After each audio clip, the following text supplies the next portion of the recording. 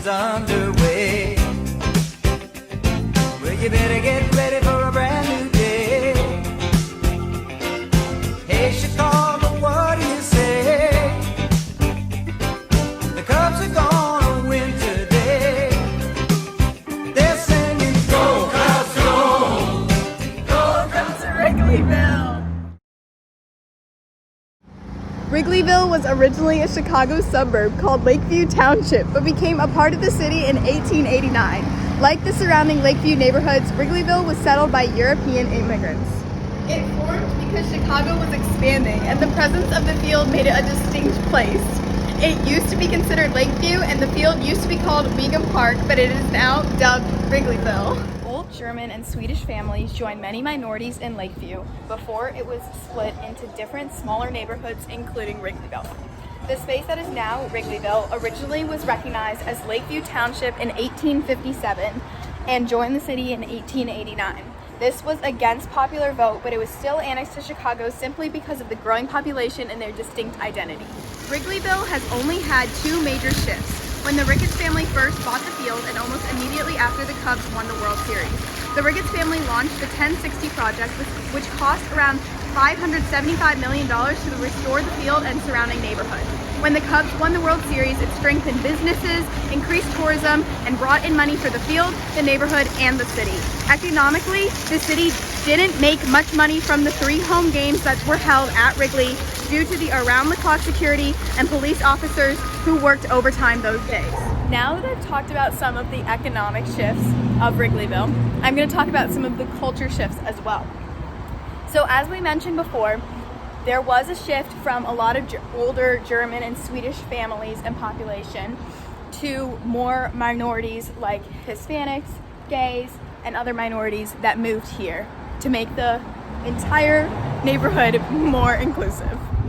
What makes this neighborhood special is obviously the field, but also the bars, stores, restaurants, and other businesses surrounding Wrigley.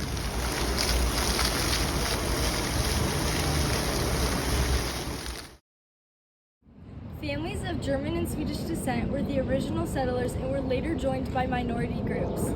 Historically, the north side of Chicago had attracted European immigrants. The minority groups stayed in the neighborhood with the European immigrants. There's also some history of Native American immigration. They were removed from the Chicago area in the early 1800s. The Indian Relocation Act of 1956 brought many Native American communities back to Chicago. They settled in the uptown area, and also in the late 1900s and early 2000s, they settled in Lakeview and the surrounding areas. Many of the earliest settlers came to work on the Illinois and Michigan Canal. The Swedish populations developed 3 distinct ethnic enclaves. After World War II, the East Side and East Side populations found emotional and financial stability in Chicago, specifically Lakeview and uptown communities. However, many moved to the suburbs. There are still notable symbols of their presence through the churches and stores along Clark Street in Wrigleyville. Thousands of Koreans had migrated to the United States by 1970. Koreans opened commercial businesses because there were many Japanese enclaves. It was easier for Koreans to settle in these places. When Lakeview was a township city, there was a small section that was settled along the Chicago River by poles for the purpose of employment in its manufacturing area. This would cause more people to migrate to this area to get jobs in the manufacturing workforce. The life expectancy in Lakeview is approximately 80. The average household income in Wrigleyville is $134,845. However, the median household income is $93,362. For the average education levels, 27% of people have a master's degree or higher, 53% of people have a bachelor's degree or higher, 9% of people have some college or associate's degree, 5% of people have a high school diploma or equivalent, and 5% of people have less than a high school diploma.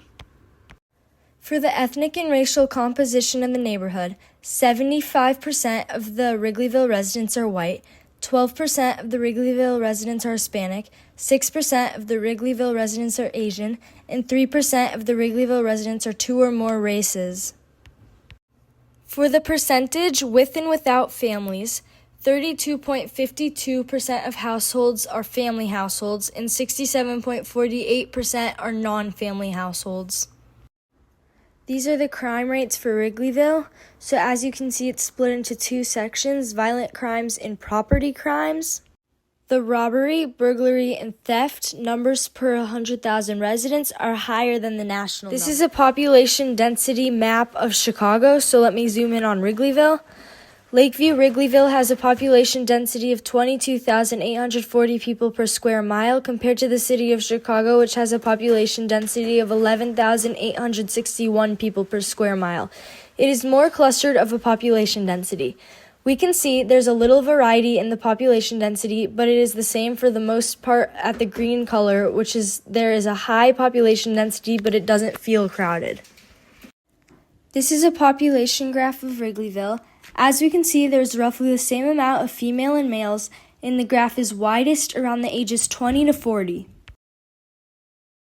The dependency ratio of Wrigleyville is 22%. 22% of the population is under 17 years old or over 65. The rest is at the working age.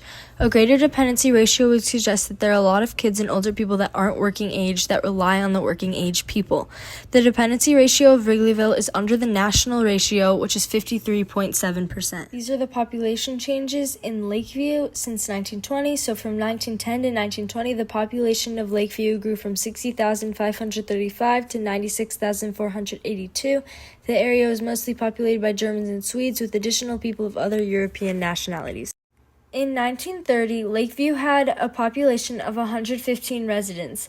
This population continued to rise during the Depression and World War II. By 1950, the population had rose to 125,000.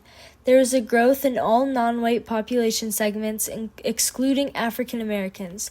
These non-white groups would stick together because when it came to work, it was easier to compete with each other than white residents in the neighborhood.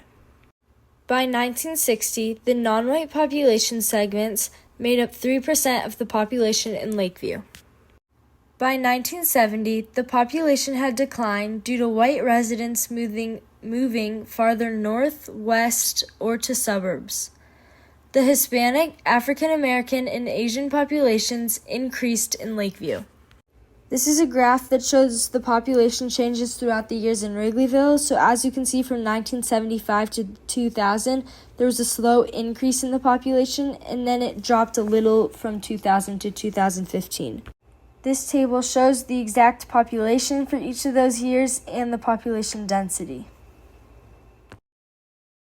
The major landmark in this neighborhood is obviously Wrigley Field because it helped produce popularity in the neighborhood for those who visit to watch games, concerts, and events that are held here. Wrigley Field also helps create business and opportunities to the areas around, as those who go to events at Wrigley Field tend to explore its surroundings for things such as food. The second major cultural landmark that defines the neighborhood is the Music Box Theater. We'll be going there next.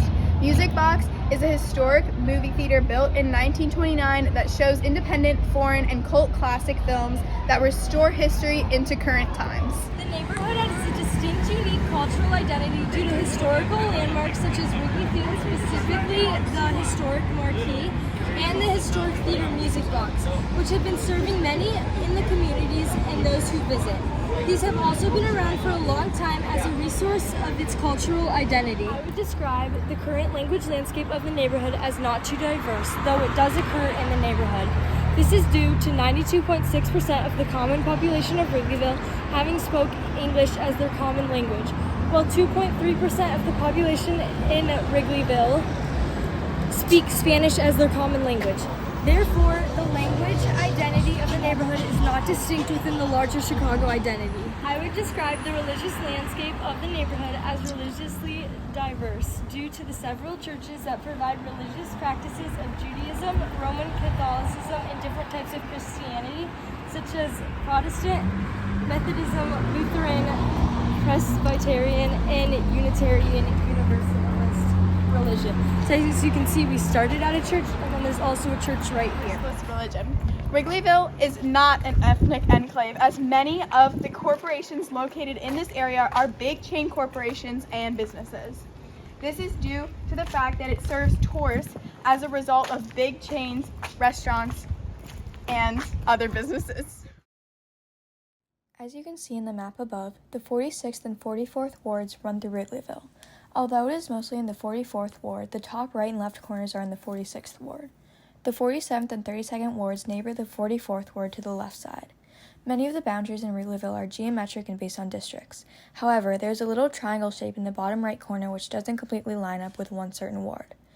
East to west Wrigleyville is Fremont Street to Southport Avenue, north to south is Irving Park Road to Roscoe Street, and nearby neighborhoods are Lakeview, Lincoln Park, North Center, Uptown, Bucktown, and Roscoe Village. This first image shows the ward boundaries map from 1980. As you can see, the boundaries are more geometric and line up more evenly with each other. This is the 1990 ward boundaries, and as you can see, there has been a lot more changes to the boundaries, and they seem to be more divided up. This is the ward boundaries map for the 2000s, and as you can see, nothing much has really changed, but the boundaries are no longer even, and it looks extremely gerrymandered. This is the ward boundaries map for 2015, and it is still heavily gerrymandered. Lastly, this is the ward boundaries map for the 2020s, and you can see how much the borders and boundaries have changed since 1980. The boundaries no longer seem to be based on geometry. Thomas Tunney is an American politician and entrepreneur from Chicago, Illinois. Since 2003, he has served as an alderman on the Chicago City Council. He represents the 44th ward of the city, such as the Wrigleyville and Lakeview neighborhoods. Tunney was born and raised in the southwest side of Chicago. He opened restaurants to grassroots and nonprofit organizations as town halls serving as free meeting places. He committed himself to helping people with HIV and AIDS through programs he created, adopted by the Illinois Masonic Hospital.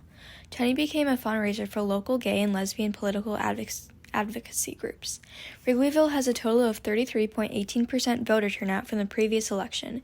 The neighborhood is a primarily Democratic neighborhood with lots of diversity. In the map presented, the blue shaded area shows a section of the 5th Congressional District of Illinois. The unshaded area is a section of the 9th Congressional District, and the black shape represents Wrigleyville. As you can see from the map, Wrigleyville is mostly a part of Illinois' 5th Congressional District. However, there's a square in the top right corner which is in the 9th Congressional District.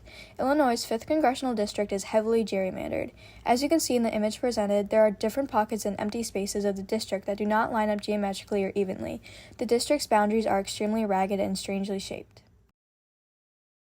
We would describe the grocery stores as easily accessible in this neighborhood, as there are at least 5 that are in less than a mile radius from one another.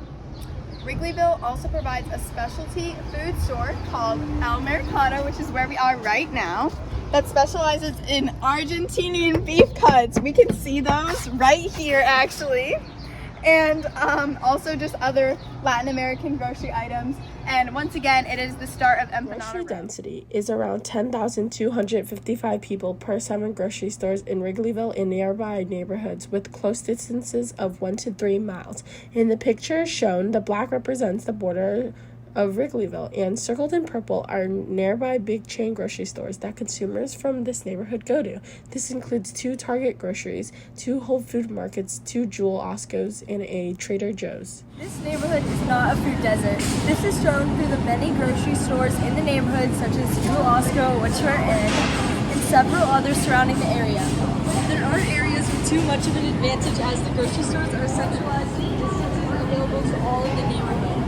Wrigleyville also provides many Latin American foods from places such as Cafe Tola, 5411 Empanadas, and the Latin American grocery store El Mercado also sell many ethnic foods, Tango Sur and Bodega Sur. The overall food options do reflect a distinct cultural identity of the neighborhood, as Wrigleyville provides many different Latin American foods from businesses such as Cafe Tola.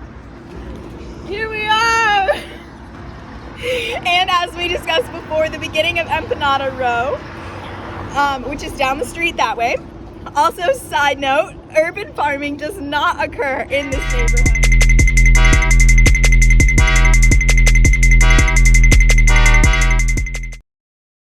This is our map for consumer services. Our major retail and wholesale service is Gap, which is a clothing brand. Our major health and social service is Growing Smile Chicago, which is a dentistry. Our major leisure and hospitality service is Hotel Zachary, which is a hotel by Wrigley Field. And lastly, we included a major education service, which is Blaine Elementary School. This is our map for business services. For a professional service, we did UPS. For a major transportation service, we did the train stop on Southport. And for our financial services, we did Chase Bank. This is our map for public services. Our police department is the Chicago Police Department, which is on the right border of the map. Our fire department is the Chicago Fire Department, Engine 78, which is right behind Wrigley Field. Our major public transportation route is the brown line going horizontal and the red line going vertical. Lastly, our homeless shelter is Open Door Youth Lakeview, which is right on the bottom of the border. The circled location in the border of Wrigleyville is a plastic surgery office. We know that this is the most specialized tertiary service because you need at least 14 years of school to be a plastic surgeon, and there would be certain doctors for the different services. For example, one of the surgeons working there specializes in injectables, non-invasive aesthetic treatments, and breast reconstruction. As you can see, we have circled the next closest location that's on the outskirts of the border of Wrigleyville. The first real estate website I chose was Zillow. The houses I chose averaged to a price of $1,260,116.58. The second real estate website I chose was Redfin. The houses I chose averaged to a price of $1,295,741.583. The last real estate website I chose was WeChurch. The houses I chose averaged to a price of $791,583.333. All the houses combined averaged to a price of $1,115,813.832. Wrigleyville are the Southport corridor and surrounding the field.